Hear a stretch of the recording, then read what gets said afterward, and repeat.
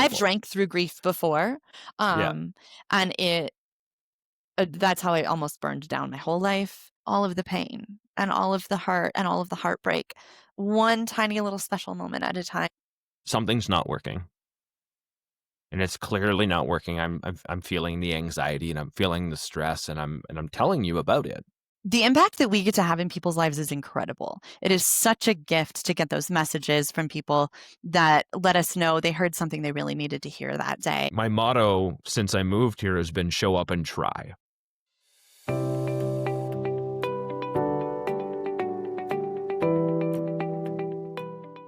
Welcome to Through the Glass Recovery Podcast, where we believe that connection is the opposite of addiction, vulnerability is the antidote to shame, and personal growth is the key to loving your sober life. We're your hosts, Julie Miller and Steve Knapp. Join us in conversations with people from all over the globe about how you can thrive, not just survive, in a life without alcohol. Hi, everybody. Welcome to season 4 of Through the Glass Recovery Podcast. Crazy to think we've been doing this for this long, and really happy to be back after we took like an extended break this summer just to kind of regroup and recoup and take care of ourselves a little bit. So really, really happy to be back. We wanted to jump in here and kind of release an episode that's just Steve and I catching up, chatting with you guys, reconnecting a little bit after the summer, and definitely hoping everybody out there who's listening right now is doing well and had a great summer. And we thought we'd share a little bit about what's been going on in our lives, a little bit about what's new with the podcast and all of that good stuff. Well, we took an extended break. We said we need to stop and reevaluate and figure out what was going on. We were both pretty tired. We were both burnt out. We were both like, feeling, we should stop. We were ready to quit. we were feeling the feels. Right. For sure. We went on that hike afterwards, and we had like a really good conversation there, and it was about figuring out what we were going to do. And then we gave ourselves some time and we figured out that the impact and the value, not only that we get to share with everybody else, but the value that we get out of this was worth us coming back and doing season 4 and settling on that really quickly. We settled on that really quickly after we're like, wow, okay, this is going to be gone. No. Right. As soon as we're like, we're going to stop, then it was like, oh my gosh, I'm going to miss this, because the impact that we get to have in people's lives is incredible. It is such a gift to get those messages from people that let us know they heard something they really needed to hear that day, or, asking questions or asking for some insight. And we get to go out and find people and bring them here and share that insight. And it's a gift. It's really, really special to be able to do that. So one of my favorite quotes that I have heard that stuck with me for a long time is, when you get tired, learn to rest, not quit. And that was something I carried through early sobriety, because I'd be pushing and pushing and pushing and growing and trying to do all of this stuff, and I would just get exhausted. And it's so easy to throw in the towel and be like, this isn't working for me. But instead, if you remember just to take a break and step back and rest and look at things, sometimes you get some new perspective, and a little bit, I don't know, your fire gets lit back up. So here we are with relit fires, and really, really happy to be back. It feels good to be sitting in front of in front of a camera now, and sharing some thoughts with you guys, and hopefully, I don't know, giving you some value on this journey of recovery wherever you're at in the process. Relit fire. Yes. Our fires are relit. We hope your fires are relit or burning brightly wherever you're at. And just like you mentioned, and now we're on video. Yeah. So you're going to be able to find us on YouTube. We're a little bit of a different recording platform, which is good. We're going to work out the kinks on this one. But yeah, now we're on video. Julie, do you want to talk about the video for a minute? Let's share with our audience how much it's a vulnerable experience for you. It's a vulnerable experience for me. I think that's the best way I can put that, is it's a vulnerable experience for you, isn't it? For sure. Yeah.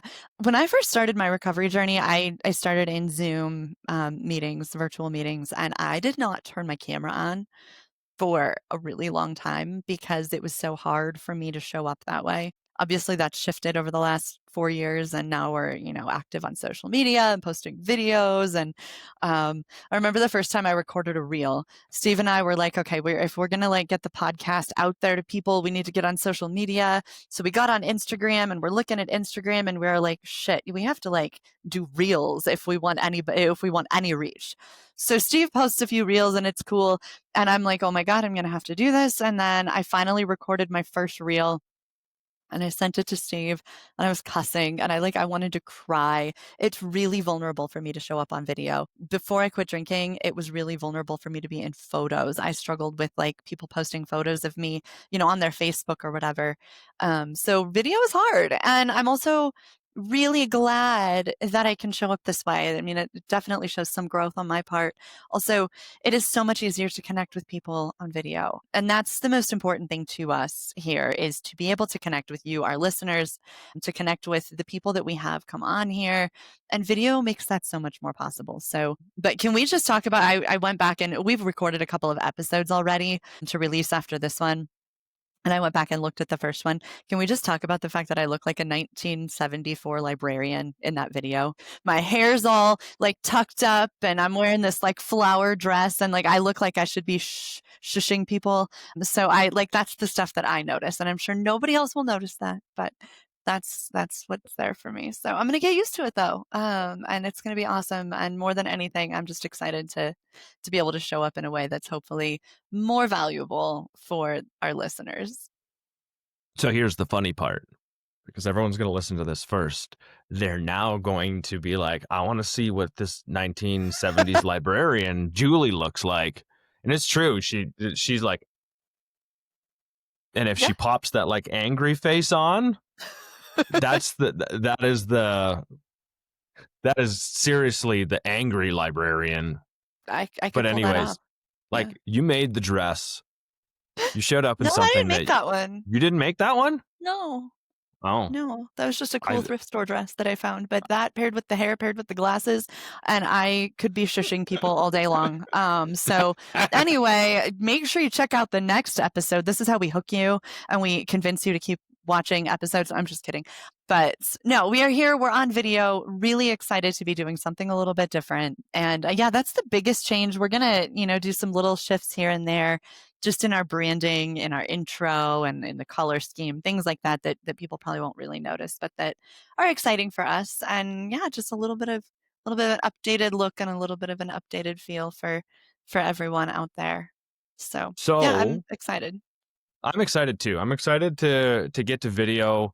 We've had other podcasts that you and I have been on that were video podcasts, and it's clearly connected with people when whether it's our story or the video, and you can see our facial expressions, you can see the laughs, you can hear all of that stuff.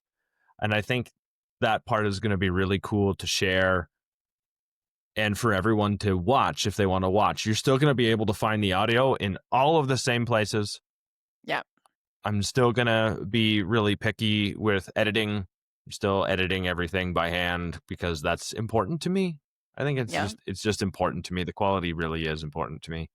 And so I'm excited to share the pauses and the awkward moments and the all of the stuff, right? Like nobody gets to see Julie dressed up like an angry librarian, and I'm just joking right now. I was not angry. Like I said, I saw the look on your face. See, they're going to get to see all of this now when we interact with our friends and guests when they come on and they get to be a part of this. So Perfect. really Yeah. excited to bring another level into this using another channel to connect with everybody and share these conversations in I hope we hope a super valuable way, just like we always have. And Yeah, so definitely. Definitely. those are basically the biggest changes. The biggest change is us being on video this season Yeah. and figuring out how to make some things more efficient. I'm back in school. So I'm in year 2. My courses get harder. I'm also working part-time. I got an internship over the summer, so I am currently in week 1, week 2 of figuring out how to manage my time, and the my stress level this week, as Julie knows, has been pretty high, and I've been pretty bummed, and I've been just trying to figure. So what happens when that happens? I got to sit down on the couch yesterday with Julie, and I was going through all of the things that I needed to do for this week. And because I don't write a lot of that stuff down, I keep rehashing it and I keep rehashing it and I keep rehashing it. And I'm like, okay, this is done, this is done, this is done, this is done. And I don't get to ever erase it out of my mind. It takes some time. So Julia has a habit where she creates a weekly planner and it helps her figure out what her days are going to look like and blocking out hours and helps her know where her time is. And I don't do that. I know where my time is up in here and I have to replay it all the time. So It's I'm not gonna working I for you. she called me out. That was I got called out, and it really sucks when I have to say you're right and I'm wrong. Thank you. I But like it when that she's right. happens. Sh I know, I do too, and every once in a while, I'm like, "Yes, yes, yes, yes, yes." But she got one whenever we get, like, one of those opportunities with each other, it's like, "You're right." So It then is it's, also a gift to have somebody in your life that can just call you out and be like, "You need to do something different." We both get to do that yeah, for each other, which is great. and so what that comes down to is I need to do something different. This is, like, I'm gonna tie this right into sobriety, right? Mhm. Something's not working.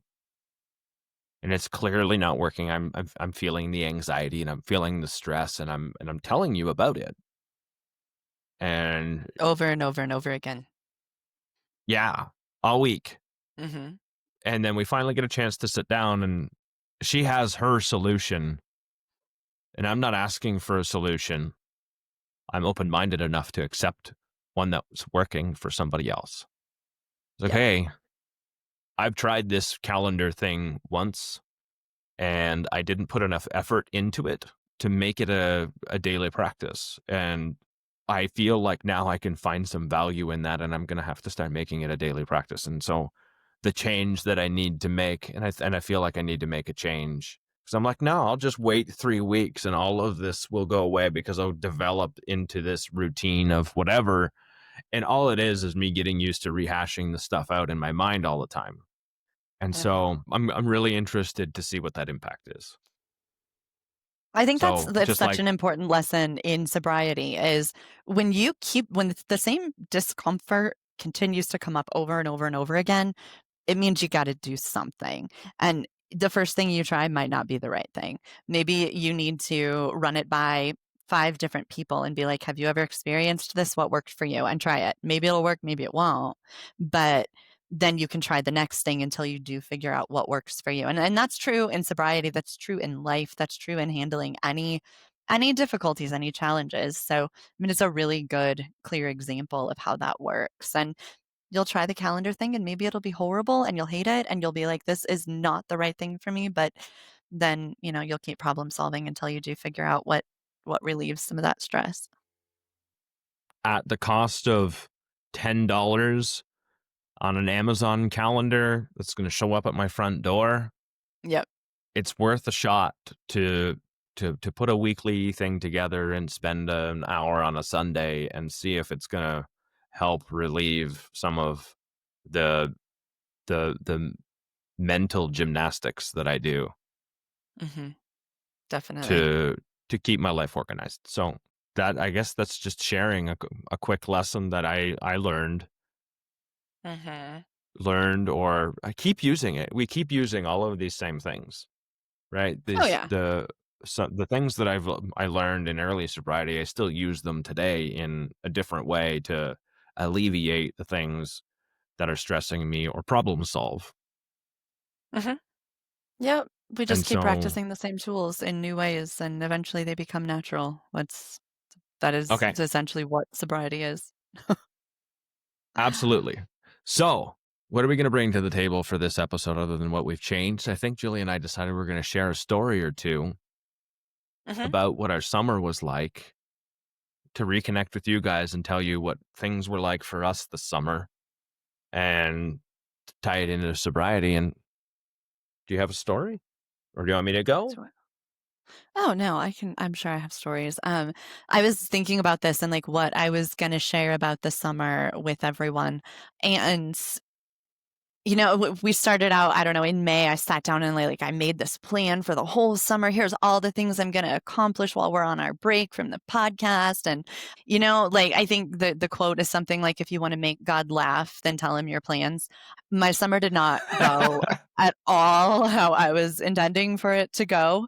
I did not have the time, the space, the mental energy, the capacity to do basically any of the things that I had planned and intended to do this summer.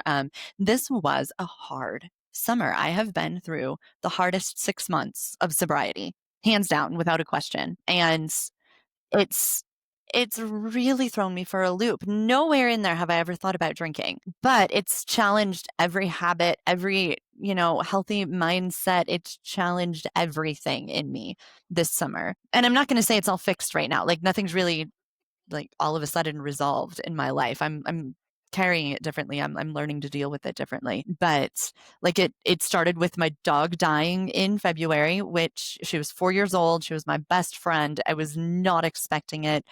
It was completely out of the blue. She got meningitis. And it's just been one thing after the other for 6 months. And it's a lot of grief. It's a lot of sadness. It's a lot of anger. It's a lot of all of these really uncomfortable things that the only way you learn how to deal with these feelings is to practice. And it's not easy. And there's been some really great moments too. So there's been some awesome connection and there's been so much gratitude and there's been huge huge experiences of joy. And so it's like this roller coaster of really powerful emotions. And that's essentially what been my whole summer is just riding the roller coaster and holding on for dear life. I've realized at some point, that's essentially what recovery is, right? It's being able to face whatever life throws at you and being willing to face whatever life throws at you and knowing that no matter how bad it gets and how hard it gets, doing it sober is undoubtedly better than doing it drunk. And it's this willingness to show up in your life over and over again, and feel everything there is to feel and know without a doubt, with this deep belief that you can handle it. That to me is recovery, knowing that I can show up in my life and I can handle it. There's no part of me that thinks I can't do this, I'm going to drink. That doesn't happen for me anymore.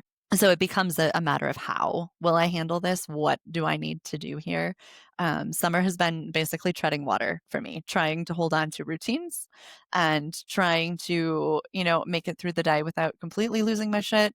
I've cried a lot, but I've also learned, I guess just I don't I've learned again and again and over again how important connection is and how much it means to have somebody or to have people in your life that you can really lean on when things get hard. And so I've learned a lot of these lessons maybe on a deeper level and that is life, right? We keep learning things on deeper and deeper levels and that's how we heal. I will also say that so it's been chaos. It's been hiking and horse shows, and it's just been go go go all summer. So in addition to everything that I've been carrying emotionally, I haven't had a minute to breathe. But this has been my first week of being at home, of being back in my routine and just kind of chilling out and remembering how to be a normal human again. Yesterday was hands down the best day that I have had in months. And it was all these little things that came together to make this beautiful day. I went to the library for the first time in 4 years and it absolutely lit me up. Songs came on the radio that just made me smile. Steve and I went peach picking in this old abandoned orchard, which felt freaking magical. And it was such a It small was thing. awesome. It was. And so I think there's this little part of me where I'm like, these little tiny special moments are what heal all of the pain and all of the hurt and all of the heartbreak. one tiny little special moment at a time. And so I think if we can create those, if we can look for them, if we can lean into them, that's what, starts healing the parts of your heart that otherwise feel like they're maybe never going to heal. I don't know. Yesterday, I ended the day feeling a little bit more whole than I have felt since February. I'm actually like tearing up right now. Okay.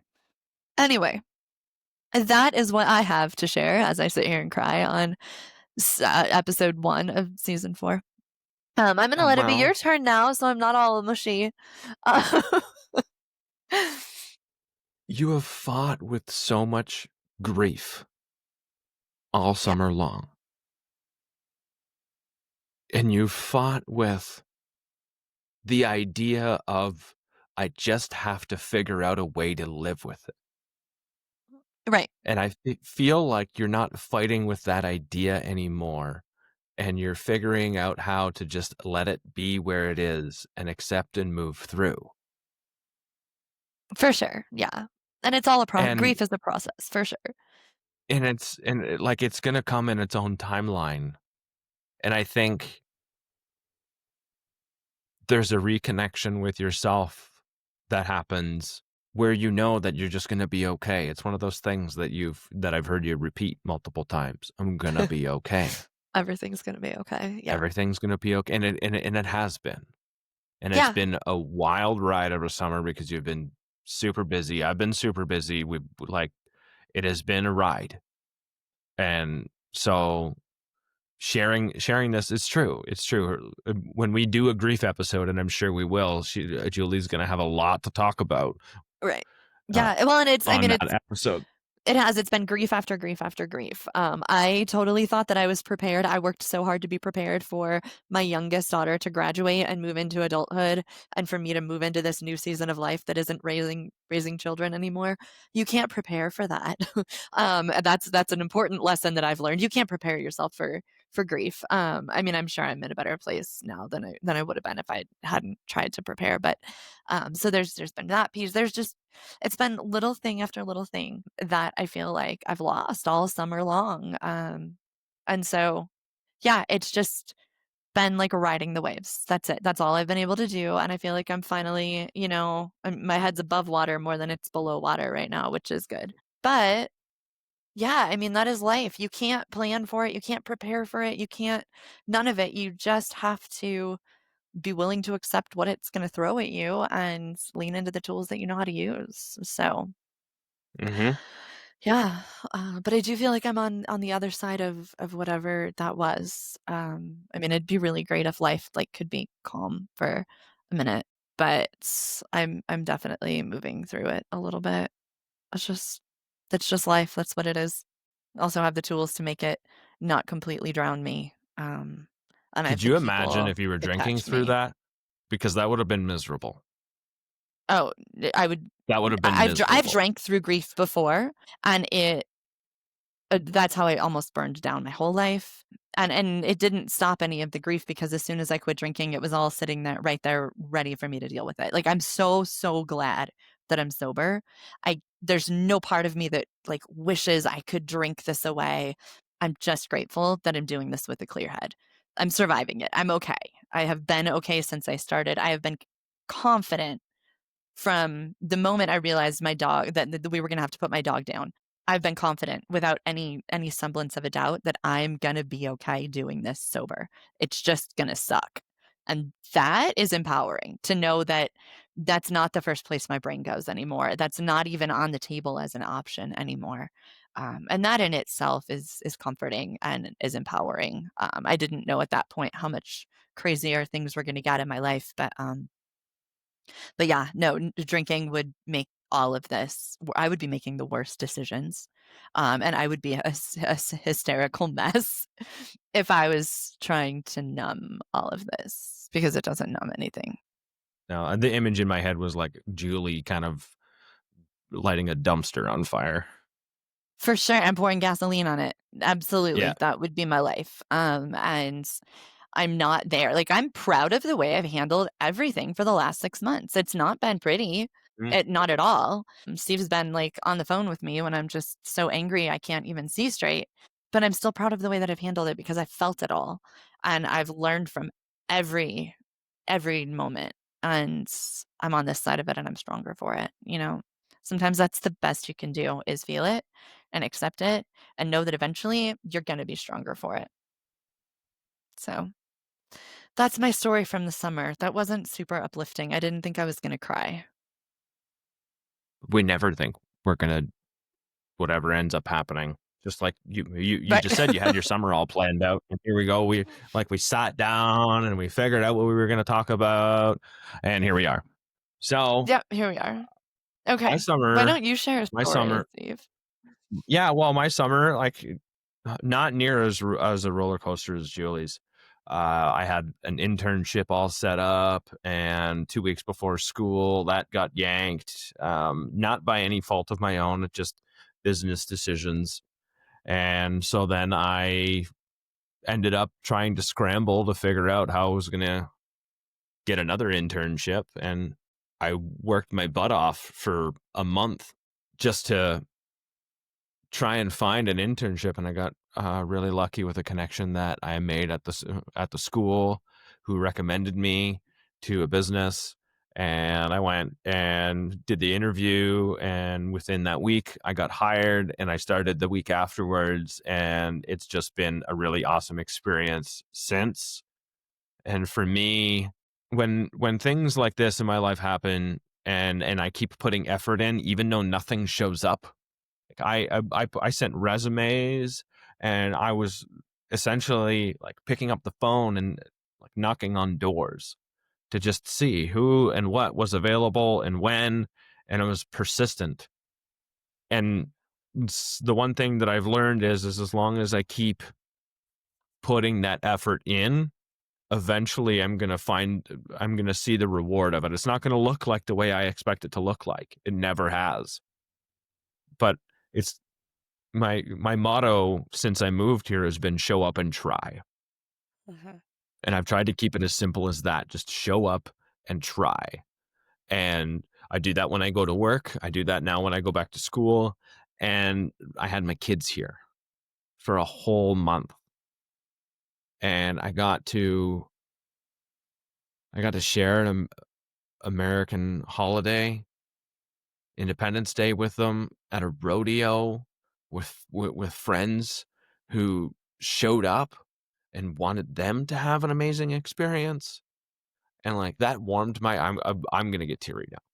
That warmed my heart so much that I have people in my life that are like, okay, your kids are coming down. Let's make this really rad for them. Let's make sure they have a good time, and just people on my side without even asking, and that blows my mind.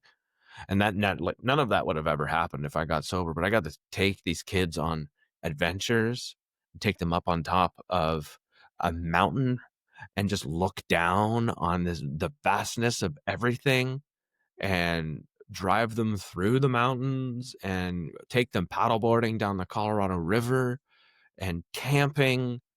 And we just got to share so many moments, the snuggles, the arguments. I just got to show up. Mhm. Like if I went camping and I was drinking, I wouldn't be able to have the fun Yeah. that I had with them. Paddleboarding. mm, I I can go back and I would be like, I you'd pack the beer for the trip, you'd pack the whatever for the trip, and all it was, let's go grocery shopping, and what do you guys want to eat, and let's bring some bottles of water, and or fill your bottles of water up, and we'll bring this jug, and like it's such a different experience now Mhm. that I can feel that these experiences touch my heart, and I can feel the connection with my kids and with the people in my life that showed up for them too. You and Amber were phenomenal at bringing them in and letting them be a part of your life too, and just sharing it. Amber, my roommate, basically a phenomenal help, Mhm. and making dinners and stuff like that, like real supportive and real just amazing. Mhm. And so I keep learning that connection is a is a thing I need to continue to keep putting effort into Mhm.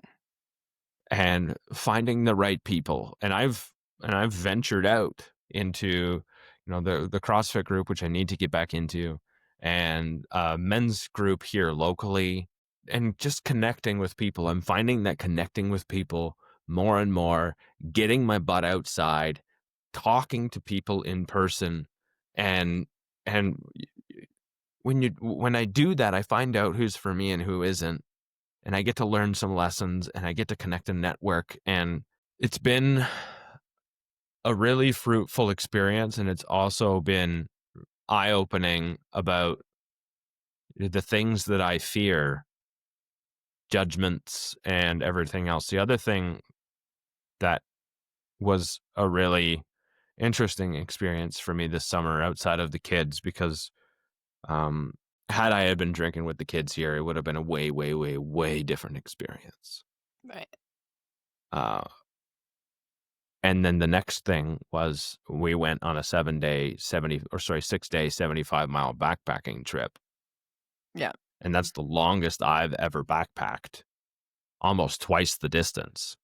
Mhm. And yeah, I've never slept at 12,000 feet elevation in the middle of a thunderstorm, and then having a rock fall happen in the middle of the night that scares the living bejesus out of you. You're like, "Hell was that?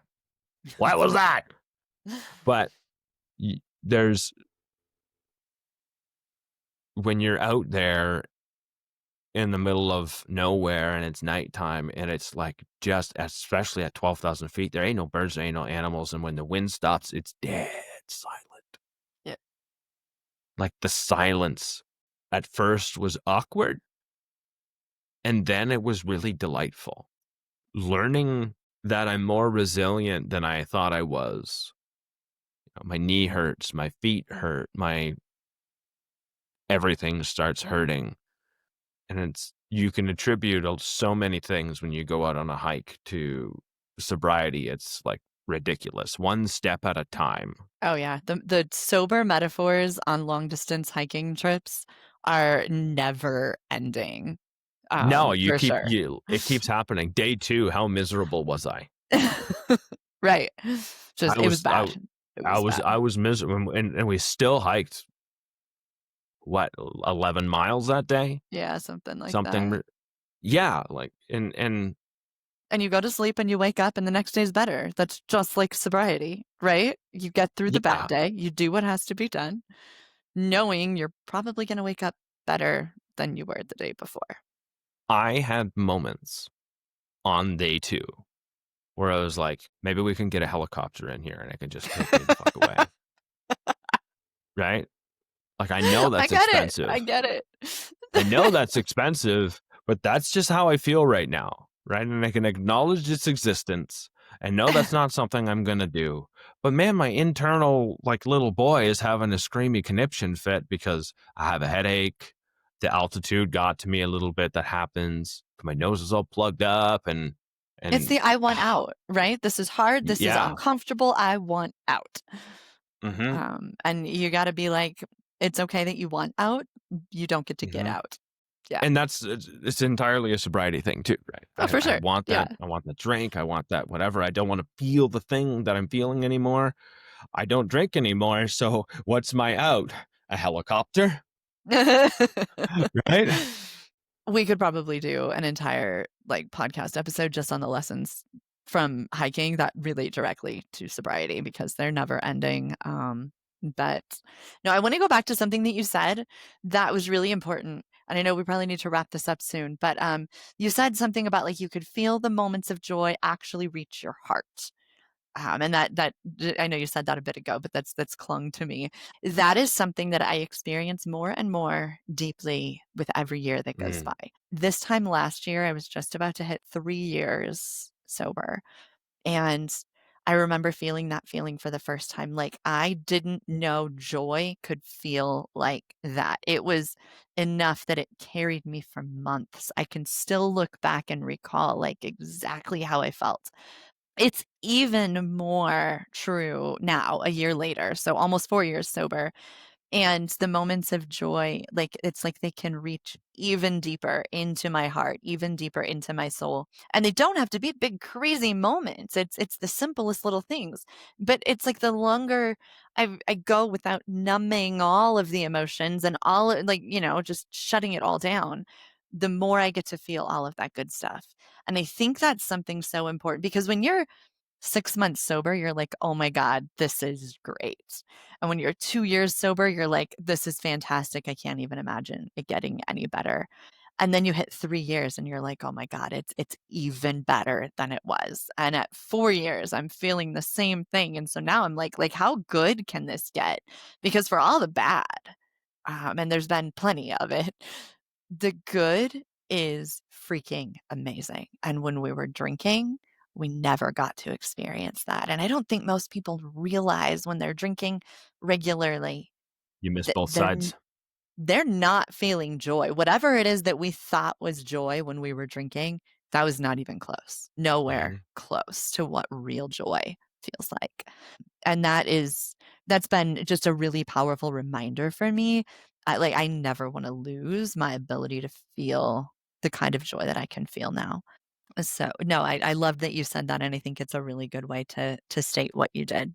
I think what's going through my mind, I don't even know if it's right, but what's going through my mind is it's the difference between pleasure and happiness or joy or awe and wonder. And I think Mhm. when I was drinking was probably the feeling there was probably more pleasure than it was anything else. Mhm. Yeah. The actual feeling, the one I had mistaken for happiness or the one I had mistaken for something else. Um, I'm just I don't even know how much that has any grasp to it, but that's the thought that was going through my mind that was kind of like, how do I connect these dots to Mhm. what the feeling was when I was disconnected as opposed to now when I am connected?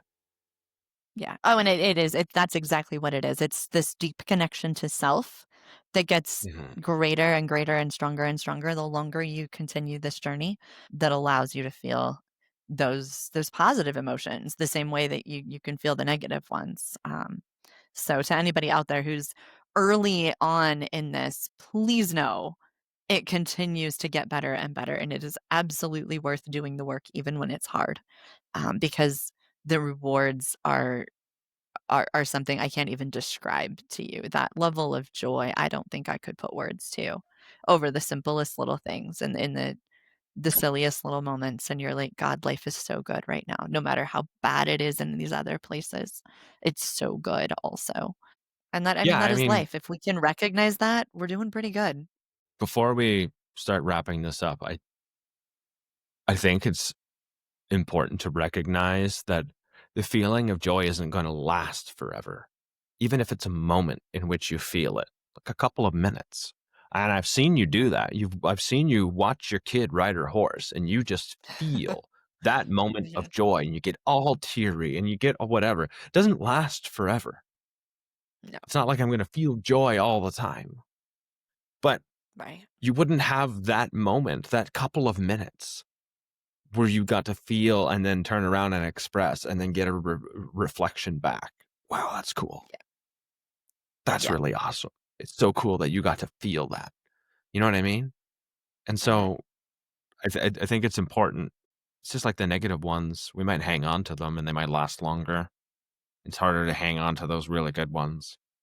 Now Mhm. it doesn't feel like that anymore, but I get it. It's okay. We got to feel it. And I think that's the best part. So when we wrap this up, Julie, we got to let them know how they can contact us and how to reach us and what maybe we want to connect with you guys more. We want you to connect with us some more. Give us your feedback. What is it you want us to talk about? Because we can try and get a panel of people. We're going to try and do dating again. We're going to try and probably do another rehab episode, get some different people on. We're reaching out, trying to make some new connections, bring some new guests here, but your input can help us deliver the conversations that you're looking for. Julie? Yeah. Yeah, absolutely. You can send us an email through theglassrecovery@gmail.com. You can leave reviews on Apple Podcasts. That actually really helps us out if you do that, and let us know what you like. Let us know what you'd like to see more of. Send us DMs. We are on Instagram. We would love for you to comment. We would love for you to send us a message and tell us if you listened to an episode and you liked it, or if you hated it, or whatever. Send us messages. Like, let's talk about how we can best help you, because that's why we're doing this. This is the podcast we both wish that we would have had in early sobriety. And so Mhm. our everything that we do is because we want to show up and help you guys as our listeners. So send us messages, send us emails, give us feedback, let us know what we can do to make that happen for you. Let us know what you really want to hear about or what you're really struggling with. Um, the other thing is we have so many fantastic loyal listeners that have been with us like since day one, or whenever it is that you found us. If you would like to support the podcast in a way that doesn't cost you anything, um, you can leave us reviews. You can interact with our social media content. You can send an episode to a friend, share it on your social media. Any way that you can get our content out to people who need to see it is a really great way to support us that won't cost you anything except a few minutes of your time. So we would really appreciate it if you would do that and just help us get the word out there, because we have some amazing people come on here and join us and share some really inspiring stories and some really, really valuable wisdom. And we want to make sure that it reaches as many people as possible. I think the most recent statistic I read is that 1 in 10 people have a problem with alcohol. Most of those people aren't out there actively seeking podcasts to listen to or social media accounts to follow. They don't even know that's an option. So if you're listening to this and you're comfortable with it and you post an episode on your social media, maybe it's going to reach a person who didn't even know things like this existed. And maybe that's going to be what sparks them to feel like maybe they can get some help, maybe they can get some support, lets them know that they're not as alone as they feel like they are right now. So please consider taking a few steps and just sharing this content, because you never know who might really benefit from hearing some of the stories that we bring and then some of the guests that we have on. Absolutely. And since we're on YouTube now, go subscribe to our YouTube channel. And then you Mhm. can watch the videos and you can see me cry and look like an angry librarian and all of the good things. um, no, really seriously though, go subscribe and we will do our best to bring the best content possible and meet as many of your needs as we possibly can. We want everybody out there to know that no matter what you're feeling right now and what you're struggling with, you're not the only person who's been there. There are ways to get through it, and we're going to do everything we can to help you find those ways that work the best for you. That's right. Okay. So, Thank you. And I look forward to sharing the rest of this season 4 of Through the Glass Recovery podcast with all of you. absolutely. All right, we'll see you next week. See you next week.